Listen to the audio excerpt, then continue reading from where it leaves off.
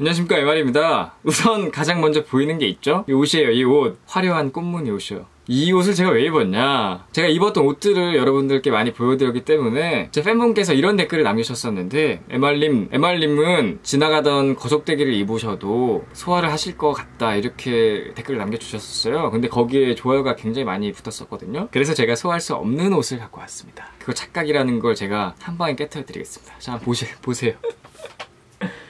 보이시죠? 이게 뭡니까 이게?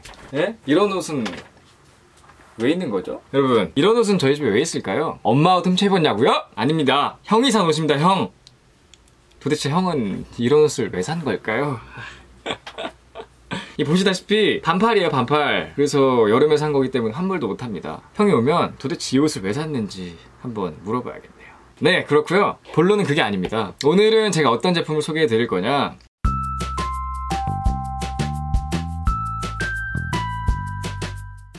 최근에 나온 폰이죠. 엑스페리아 XZ3가 나왔기 때문에 여러분들에게 소개해드리려고 이 영상을 찍었고요. 이 영상은 소니의 지원을 통해서 제작되었다는 점 말씀드리고 넘어가겠습니다. 소니 감사합니다. 소니 엑스페리아 XZ3 같은 경우에도 여러분들께서 좀 궁금해하시는 분들이 많으셨어요. 그래서 잘했다 싶어갖고 오늘도 갖고 왔고요. 이 소니의 XZ3, 이 제품은 어떠한 매력이 있는지, 그리고 조금 아쉬운 점은 무엇인지 이 영상 하나에 다 녹여내도록 하겠습니다, 여러분.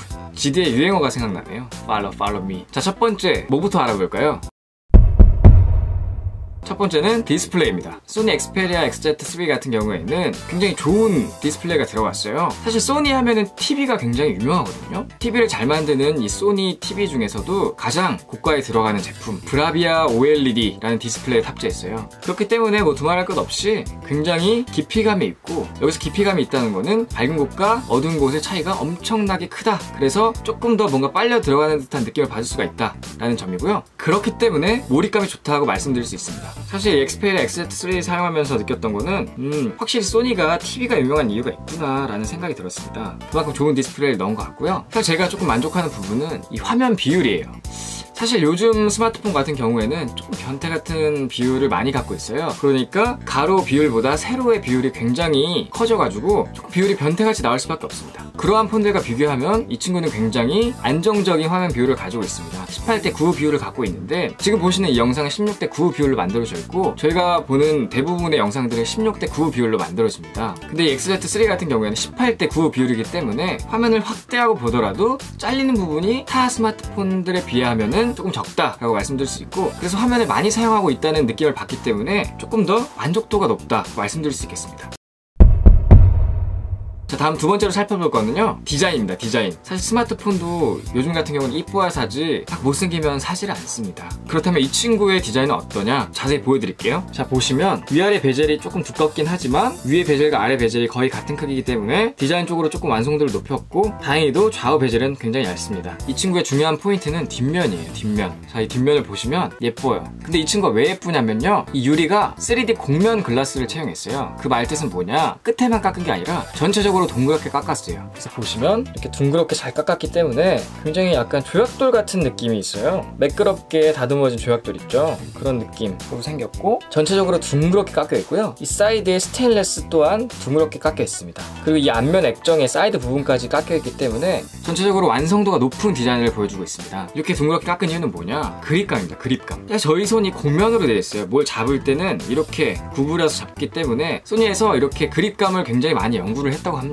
그래서 잡았을 때 어떤 손모양이 되는지 연구를 굉장히 많이 했고, 그렇기 때문에 만들어진 디자인이 이 소니 엑스페리아 XZ3입니다. 그래서 한 손 잡았을 때 타 스마트폰을 잡았을 때랑은 좀 다른 느낌이에요. 타 스마트폰들은 보통은 사이드만 이렇게 좀 깎아놨기 때문에 이 손가락에 걸치는 부분들은 그립감이 좋을 수가 있는데, 이 손바닥에 닿는 부분들은 사실 그립감이 막 좋다라고 느끼기는 좀 힘들거든요. 근데 얘는 이렇게 잡았을 때 뭔가 착 달라붙는 느낌이 있습니다. 뒤가 둥그렇기 때문에요. 그리고 사실 제가 다른 스마트폰들 리뷰할 때 많이 말씀드리는 건데, 카톡티 있잖아요, 카톡티. 사실 그게 디자인적으로 조금 마이너스가 되는 부분이라고 저는 생각하거든요. 조금 많이 아쉬웠어요. 카톡티들도 있고 어떤 뒷면과 조화를 잘 못 이루는 이런 스마트폰도 있는데 반해 이 소니 엑스페리아 같은 경우에는 일단 카톡티가 거의 없습니다. 카톡티가 거의 없고 이 센서들 뭐 조도 센서라든지 혹은 뭐 플래시 같은 것들 이런 것들이 다 스마트폰 뒷면에 있는데 이 친구 같은 경우에는 안쪽으로 다 밀어 넣었습니다. 카메라는 거의 튀어나오지 않았고요. 플래시나 이런 센서들은 다 안쪽으로 밀어 넣어가지고요. 그냥 만졌을 때 그냥 매끄러운 유리 느낌밖에 나지 않습니다. 이 부분 굉장히 칭찬해주고 싶고요. 그리고 마지막으로 이 색상이 지금 보시다시피 저도 보고 있는데 이렇게 봤을 때는 약간 그린 색깔이에요. 근데 이렇게 보면 블랙 색상에 가깝죠? 그린, 블랙, 그린, 블랙. 이 색상이 포레스트 그린이라는 색상인데 굉장히 독특합니다. 사실 요즘 나오는 스마트폰들이 각도에 따라서 다른 색상을 보여주려고 많이 노력하는 것 같은데 이 친구 같은 경우에도 굉장히 처음 보는 색상이고 굉장히 유니크한 느낌을 받을 수가 있어요. 그 디자인도 한번 보시겠어요? 자, 색상이 굉장히 특이합니다. 어쩔 땐 그린, 어쩔 땐 블랙, 오묘한 색깔을 갖고 있고요. 빛을 비춰서 보면 이렇게 잘 깎여있는 모습을 볼 수가 있죠. 앞면으로 갈 때도 마찬가지예요. 빛을 비춰서 보면 자 보이시죠? 이렇게 깎여서 들어가는 모습을 볼 수 있습니다. 여기도 마찬가지고요. 근데 전체적으로 딱 보시다시피 이렇게 생겨서 잡으면 착 달라붙습니다. 그리고 현재는 이 포레스트 그린 색상과 블랙 색상 두 가지 색상이 있는데 추후에 보르도 레드와 화이트 실버 두 가지 색상이 추가로 더 나올 수가 있어요. 이 친구들도 굉장히 유니크한 색상을 보여주거든요. 레드와 화이트 색상을 좋아하시는 분들은 한번 기다려보시는 것도 좋을 것 같습니다. 자, 이렇게 해서 디자인에 대해서 알아봤고요. 세 번째로 알아볼 건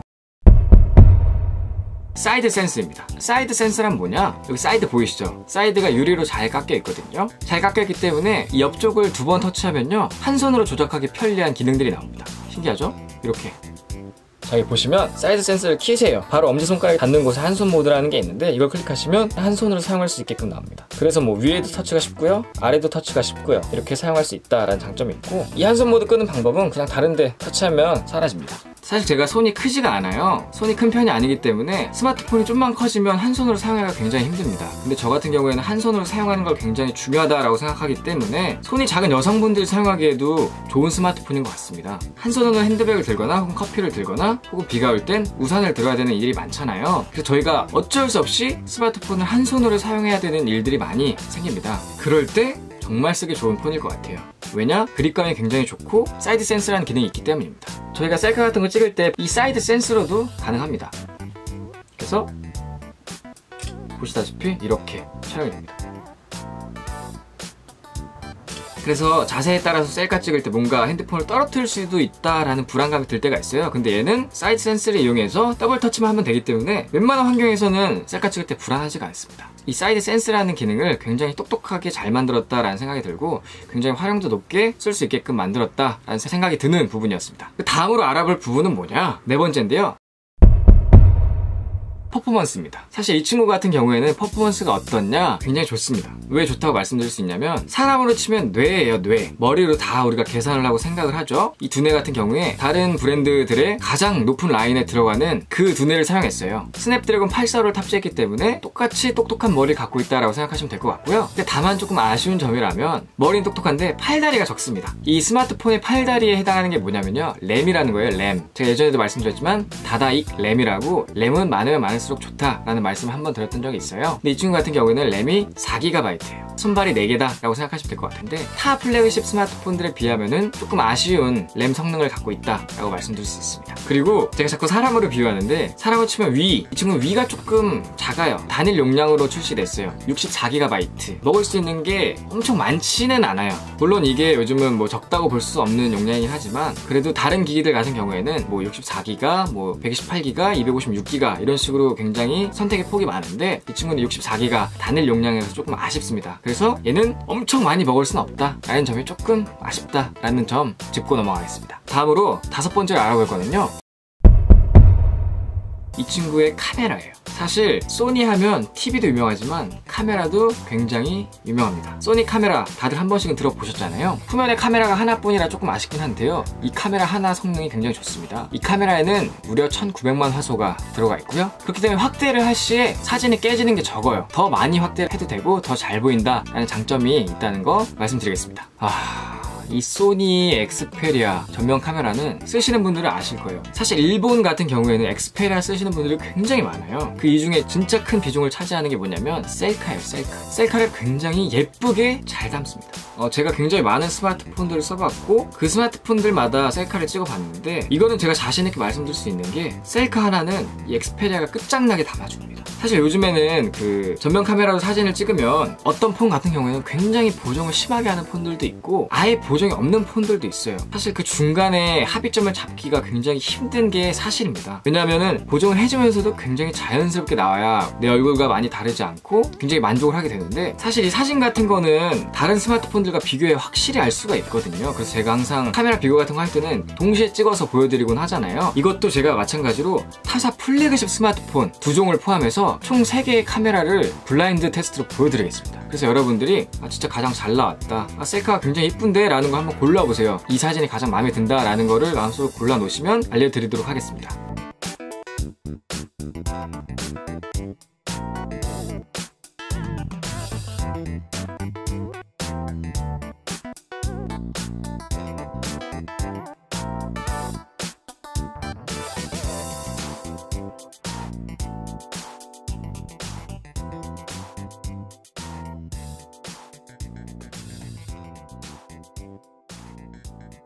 화각 굉장히 마음에 들고 적당히 뽀샵을 해주는 그 기능이 굉장히 마음에 듭니다.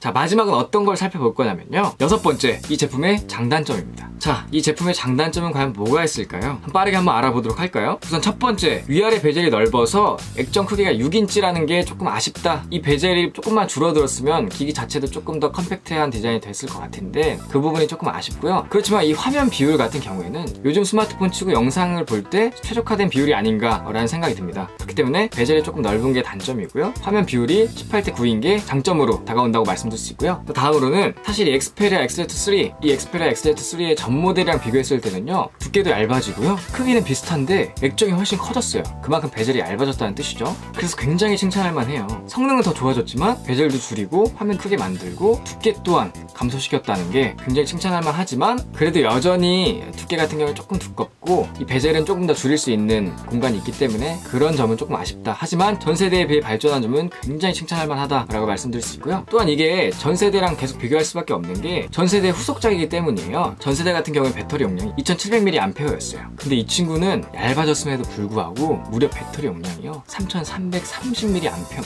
무려 600mAh 이상을 추가로 구겨 넣었어요. 저는 구겨 넣었다는 표현이 좀 맞을 것 같아요. 1년 만에 얇아지고 그 안에 배터리 용량을 진짜 많이 증가시켰다라는 건 이건 구겨 넣었다라는 표현이 진짜 맞지 않을까 생각이 드는데 그런 점에서 굉장히 칭찬할 만한 용량이고요. 그렇지만 한 3500mAh 정도만 됐으면 훨씬 더 만족하고 사용할 수 있지 않았을까라는 아쉬움이 조금 드는 부분입니다. 사람의 욕심은 끝이 없는 걸까요? 어찌됐든 간단하게 장단점을 알아봤는데 사실 장점도 많고 단점도 좀 있는 폰이긴 해요. 그렇지만 이 친구의 최대 장점은 뭐냐? 정말 저에게 중요한 거예요. 가격입니다. 가격이 무려 80만원대예요. 80만원대. 소니의 최상위 플래그십 모델인데도 불구하고 80만원대예요. 다른 플래그십 모델들 뭐 비교하시면 알 거예요. 그러니까 사실 가격 하나로 웬만한 단점들 다 커버가 가능합니다.